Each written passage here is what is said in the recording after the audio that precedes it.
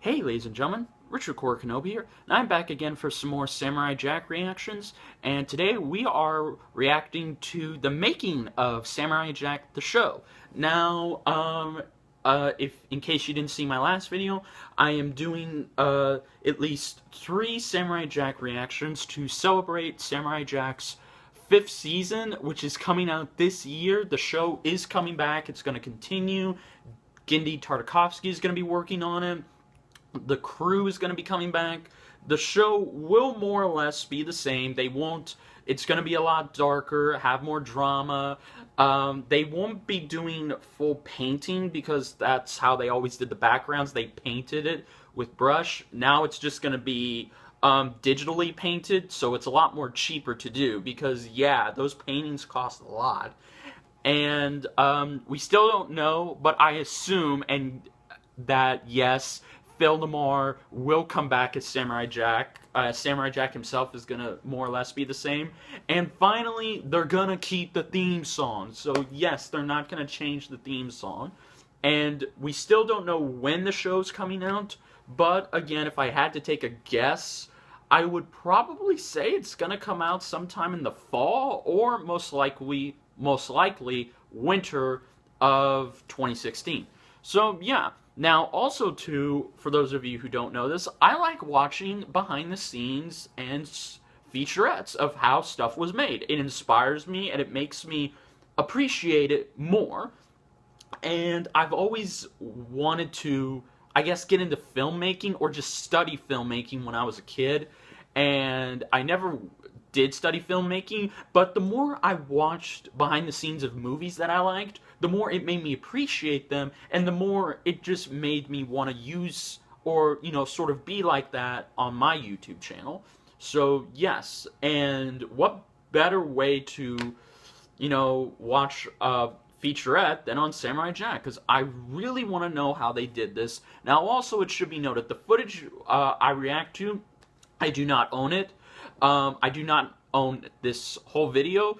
The only thing I own is me and this. That's it. I don't own the video, and I don't own Samurai Jack. All of this is... Samurai Jack is owned by Genndy Tartakovsky, Cartoon Network, and Adult Swim. So, yeah, with all that said, let's go ahead and react to this.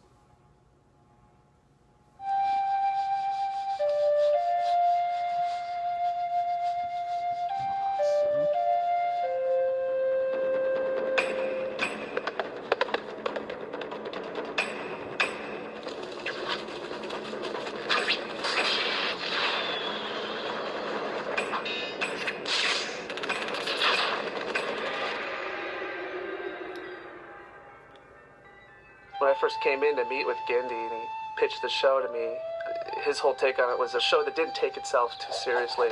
So he wanted a real charm and just a lightness to it, even though it's action and it had a lot of drama. The show is a lot about feel, gesture, trying to get things across with just visual components, and it seemed very epic, it seemed very cinematic. And Genndy has set up this world where whatever you got, throw it in the pot. So, one day it's classic Viking king. Yeah. Another day it's some weird pig, redneck, swamp sheriff guy. Jump now! I always kind of complained about action shows. Just because I never get enough action, there's too much plot in most shows to have the time for the action. So I kind of started to work it out, and I started to get a concept together of what kind of show I wanted to make and how stylized it's going to be, and it's really more about the action with a really kind of thin through line of the story. And then I had this little idea about a samurai in the future, and then, well, how to make a samurai show and we can't obviously show him chopping up humans. It's like, oh, maybe he can chop up robots. And then that whole future element came in, and then it kind of started to develop from there. The board artists they're like the writers of the show. There really are no scripts, and there's no real writers. It's the board artists themselves are really figuring out what really happens. Just get a bunch of cats in a room and go, what did we like when we were 8? Well, we like sword fights, we like giant monsters, I like robots, okay, let's do some robots. Needs to investigate this gigantic world that's full of strangeness, so it gave us carte blanche to do basically anything we wanted. It was the most challenging project because I knew there'd be so much action. And how do you tell the story without dialogue? And how do you facilitate the action so the action is great, cool, fun, dramatic, and all that stuff? And I wanted to do really a lot of choreography, and how do you do that in television? I've practiced martial arts for many years, especially Chinese wushu, a little bit of Wing Chun. So whenever I'm doing a board, I try to put in as much Chinese kung fu as possible. They're holding their poses, and the background streaks really fast, and the sparks are flying like crazy. Samurai Jack was about the mood and the magic of it. So that's something you don't really see in television animation. We really let the visuals kind of breathe and speak for themselves. So what I decided to do is to do things very slow, still with a good instinct to have it be, compelling and you're not bored. And then when things go fast, it goes crazy.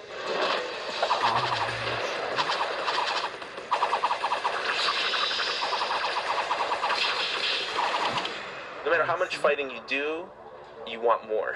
That's what we started to learn. If you have a shot and it's 5 seconds, and you think it's got like 30 poses, right? When you watch it on film, it just goes by like that. So then we go, okay, well, let's do more. Let's do 60 poses. And you're like, oh, yeah, now it's awesome.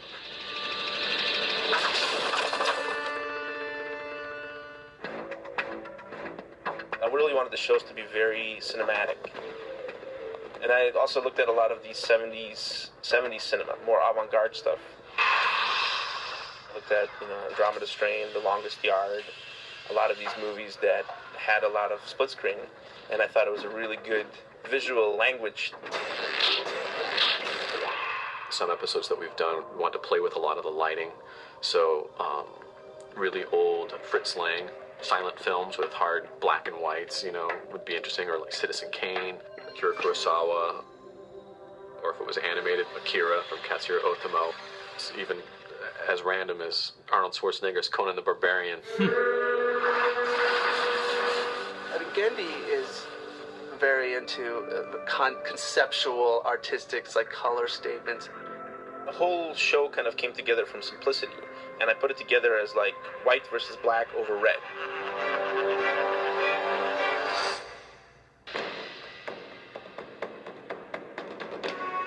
Jack is a prince and a warrior. His one weakness is his empathy for other people, so he'll always put somebody else over himself. Ah, so now Mr. Goody Two-Sandals feels like talking, eh? With Jack, you just kind of heard a lot of voices, and everybody's kind of doing their heroic voices, but I wanted a certain feel, certain texture to it. And so Phil Lamar came by, and he does these great lines, and I was like, yeah, I think that's the voice. It's a fairly easy job, because Jack doesn't speak a whole lot. Thank you. It's usually some guest person as the wizard or villain has 2.5 pages of exposition. Listen to me, warrior. Over the hill and through the woods, there is a great jewel. I see. I would find it. And then I'm done. And Aku came from, Akuman is actually a demon in Japan. I wanted just pure evil, because Jack was so much good, and I knew I wanted him to be a shapeshifter, so he could fight in all kinds of forms. We were both on the coffee table, sitting on the floor, just going, oh yeah, and he could turn into a scorpion, and it might look like this, and then he could jump over him and swing the sword like this, and when he gets through with the sword, then he comes like this, and so we were like, every other panel, we were just on top of each other. And then I've always wanted to work with Mako, who's the voice actor from Conan. He just does this laugh that starts here, goes to the moon, and comes back. And it just goes. It's like, can't have any more breath. But, it's still going.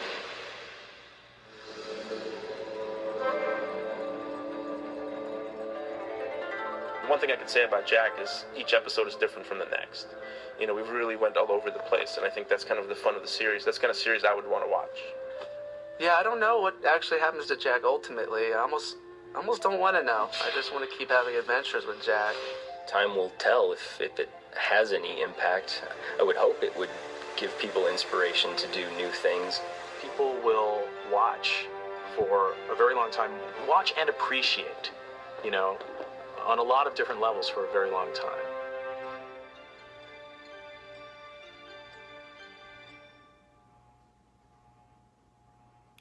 Wow.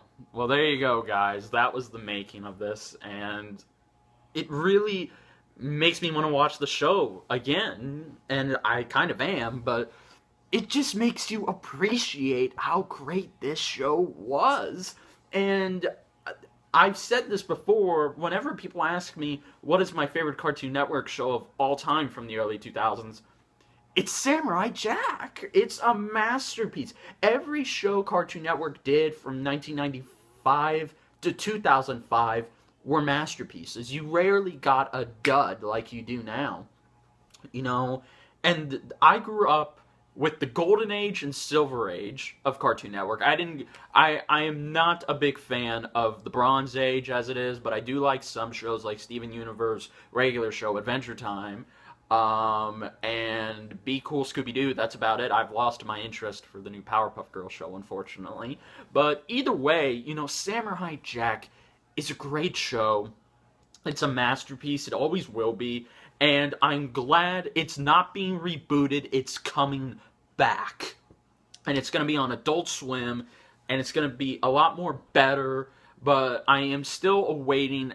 Are they going to get Mako's... not... Are they going to get the same person who replaced Mako on Avatar The Last Airbender to do the voice of Aku? Because I think that'd be good, but I imagine they are trying to find a voice for Aku, because God rest Mako, no one can be as great as Iroh or Aku like him. But again, you know, like, time will tell, and this show's gonna be great, guys. It really is. I'm looking forward to it. The original was still a masterpiece, even to this day. There was rarely any dud episodes. It was all perfect. So, yeah, guys, if you enjoyed this reaction, please like, comment, and subscribe. And, again, I do not own any of this, and you can go check out the original video for yourself, and let me know down below. Are you looking forward to Samurai Jack coming back for a 5th season? And what is your favorite Cartoon Network show from either the Golden Age or the Silver Age? Let me know down in the comments below. And until then, this is Richard Kenobi saying, may the Force be with you. Later.